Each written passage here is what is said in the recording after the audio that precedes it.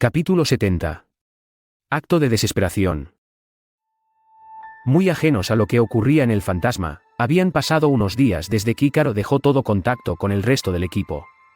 Desde aquel día que partió junto a Tronda hacia el mismo bosque de Wori donde tuvo ese extraño encuentro con el fantasma de Ki-Adi-Mundi. Aunque el droide aún se negaba a reconocer lo que había visto, justificando que era un simple error de sus sensores. ¿Quién sabe? Y puede que ese bosque tuviese un campo electromagnético que afectará a los droids. Aún así, el propio Ícaro no podía negar el hecho que Tronda, aún con su ceguera, sabía perfectamente dónde ir, aún viajando a una velocidad tan alta como la de un speeder. Como si algo la hubiese llamado a ese lugar. Ahora, Ícaro se encontraba sentado sobre el suelo mohoso del bosque, con Tronda justo al frente. Mientras Alpha esperaba más lejos de la primera línea de árboles. Sin ningún tipo de comunicación con su general. Y en mal momento. Si no cierras los ojos y te concentras, no podrás ver el mundo de otra forma. Dijo con palabras lentas y pacientes. Si con cerrar los ojos te refieres a apagar mis sensores ópticos, no creo que pueda ver. Jaja. No me refiero a ese tipo de vista. Ha pasado mucho tiempo desde que estamos aquí y no noto ningún progreso. No creo que sea prudente estar más tiempo alejado del resto. ¿No has visto progreso? Yo creo que eso no es cierto. No entiendo a qué se refiere. Al menos me estás escuchando. Eso es un avance. Mis sensores auditivos siempre la han escuchado. Me has oído. Pero no me has escuchado. Esto es absurdo. Eso lo dice quien no lo ha intentado. Ícaro dejó escapar un gruñido metálico de enojo, un ápice de su parte emocional, aunque muy reprimida en su interior. Sentía que todo eso era una pérdida de tiempo, pero tal vez, lo más efectivo sería simplemente hacerle caso a la vidente y demostrar que todo eso era en vano. Aún con molestia, Ícaro apagó sus sensores ópticos, y tal como había predicho, no veía nada. ¿Y ahora? ¿Ahora? Ahora debes apagar la computadora. Soy, literalmente, una computadora. No puedo apagarla sin más. Me refiero a que dejes de pensar. De computar. De trazar planes y estrategias. Despejar la mente no es algo que yo pueda hacer literalmente. ¿Cómo se supone que lo haga? No lo sé. Su burla de cierto modo lo irritaba. Eso es algo que debes encontrar por ti mismo. Ícaro creía que la situación no podía ponerse más ridícula. Pero tenía una idea de qué hacer. Al menos podía imitar a los orgánicos cuando hacían algo similar. El droide bajó la velocidad de sus cómputos al mínimo, como si su RAM estuviese trabajando a la menor capacidad posible, solo manteniendo los cálculos básicos para mantenerse en funcionamiento. Algo que nunca había hecho, y le daba una sensación de vacío. Algo desagradable de hecho para una mente que nunca ha descansado. La sensación que sentía solo podía describirla como incomodidad. No lograba encontrar paz como Tronda decía, pues un droide que fue creado para la guerra tal vez nunca había calculado cómo sería la verdadera paz. Una paradoja en su propia mente que, al convertirse en un bucle en su mente, le daba algo de desosiego. Algo de enajenación. Pasaron los segundos. Pasaron los minutos. Y sus funciones primarias cada vez se ralentizaban más, y como si la Twi'lek hubiese leído el futuro, su núcleo de midichlorians entró en un extraño estado que no era capaz de definir. Un estado de alarma. Extraños rastros de información viajaron por sus circuitos.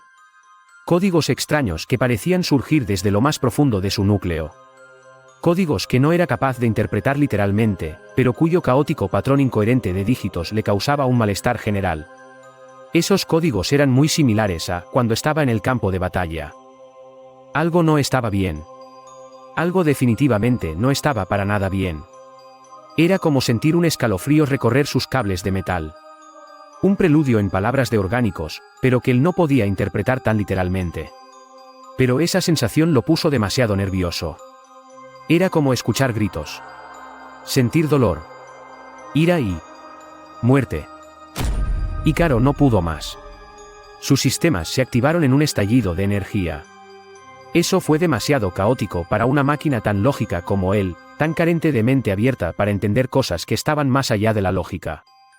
Bueno. Supongo que es suficiente por esta vez. Tal vez deberíamos volver. Sí. Creo que tienes razón. El droide no se dio cuenta, pero era obvio que Tronda había percibido algo que lo acechaba. No lograba definir qué, pero sabía que fuese lo que fuese, lo había puesto muy alterado. Pero nunca imaginó que la respuesta llegaría tan rápido. General. Tan pronto como el droide comando vio a Ícaro y a Tronda salir del bosque, se apresuró a su encuentro. Por la forma de actuar de Alpha, el superdroide supo que algo no estaba bien. ¿Qué ocurre? Es el fantasma. Ocurrió algo terrible. Nunca antes el Speeder había alcanzado tales velocidades. Ícaro ordenó a Alpha conducir a toda velocidad de vuelta a la base.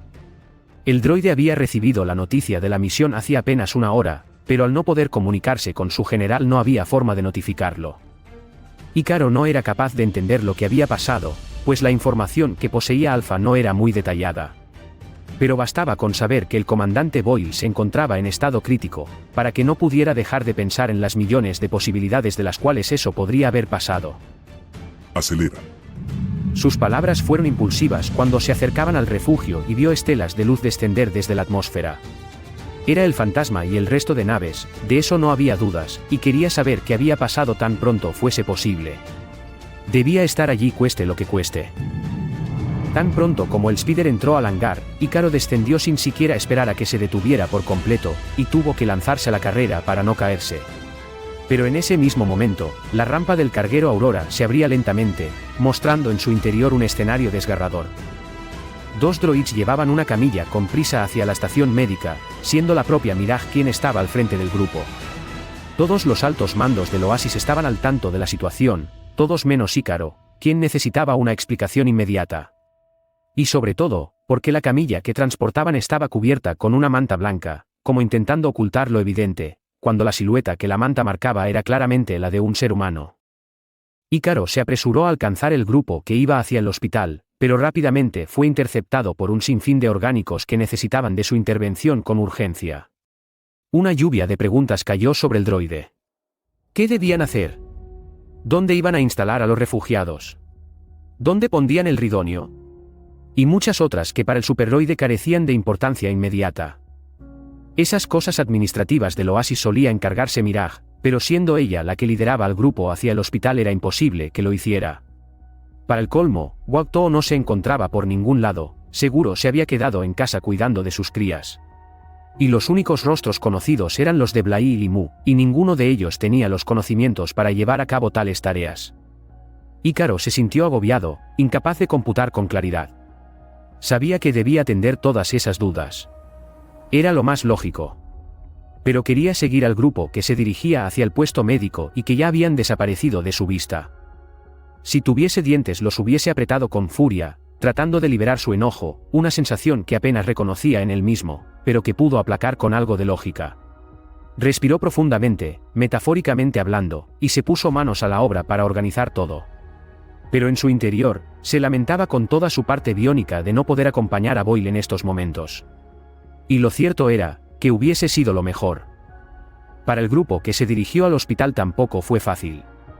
Numa exigía permanecer al lado de Boyle con demasiado ímpetu, tanto, que tuvo que ser sometida por los droids B1 que hacían de centinela, destruyendo a dos en el proceso solo con la furia de sus manos desnudas. Mirage hacía lo posible por calmarla, pero parecía no tener sentido, y solo la voz de Merane pudo ser escuchado por la muy colérica Twi'lek. Numa. Su grito llamó la atención de todos, incluida la joven, quien alzó la mirada al borde de las lágrimas. Numa no podía perder a nadie más. Boyle era lo único que le quedaba además de Lubo y Tronda. Su único hermano mayor que aún vivía. Sin dar respuesta alguna, Merane se acercó a Numa y la envolvió en sus brazos, tan dolida emocionalmente como ella estaba, pero su pizca de madurez le permitía contener las lágrimas, cosa que la Twi'lek no pudo hacer al sentir el calor del abrazo. Y allí, a las puertas del puesto médico, sus desgarradores gritos de agonía hicieron eco en el corazón de todos los presentes. Tal como Tiffany y Kurt predijeron, el núcleo prostético que le pusieron a Boyle como corazón secundario hizo su función todo el viaje, pero un trabajo tan apresurado pronto presentaría fallas mortales. Tan pronto llegaron, los médicos acompañados por la cansada Tiffany volvieron a abrir su pecho, para removerle el núcleo de Delta y hacerle un trasplante. Pero, lamentablemente eso sería imposible. La condición de Boyle estaba lejos de poder considerarse estable. Su corazón fallaba cada vez más, y sus pulmones rostizados no serían capaces de sobrevivir más de 24 horas. Los médicos miraron con dolor la verdad, e incluso Tiffany, quien había luchado a su lado desde el comienzo, ya se estaba dando por vencida. Salvarlo era imposible. Pero el silencio no duró más de un segundo, cuando un nuevo integrante ingresó al salón de operaciones. Era un sujeto alto, y cuya figura imponente hacía que todos a su lado se sintieran como hormigas. Un sujeto de una especie muy controversial en la galaxia de Star Wars. A un lado. Déjenme pasar. Doctor Humbor. No es tiempo para sus. Si quieres que este clon viva, se callará y se hará a un lado. Ahora. El alienígena anfibio medía casi 2,5 metros de alto, y su postura amenazante hacía que el resto del salón retrocediera ante sus agresivas palabras. El enorme alien hizo a un lado al resto de cirujanos, quedando justo enfrente de Tiffany, quien parecía una pigmeo a su lado. Frecuencia cardíaca y presión arterial. Pero no hubo respuesta. Doctora. Solo entonces Tiffany salió del estado de alienación que se encontraba, respondiendo de inmediato a la pregunta del escacoano tan pronto obtuvo los datos de los monitores. Eso no es bueno. Tenemos que hacer una intervención más agresiva si queremos que sobreviva. Debemos llevarlo a mi salón de inmediato. Doctor, ya le dije que no es. Dije. De inmediato. Era más que obvio que este sujeto no era bien visto por el resto, pero en esta situación no había mucho más que hacer. Después de todo, no se perdía nada por intentar algo desconocido.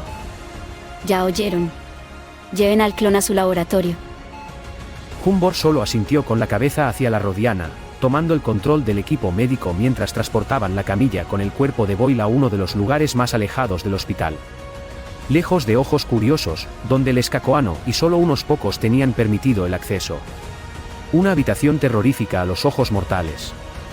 Lo que pasó allá adentro, solo unos pocos fueron capaces de verlo con sus propios ojos.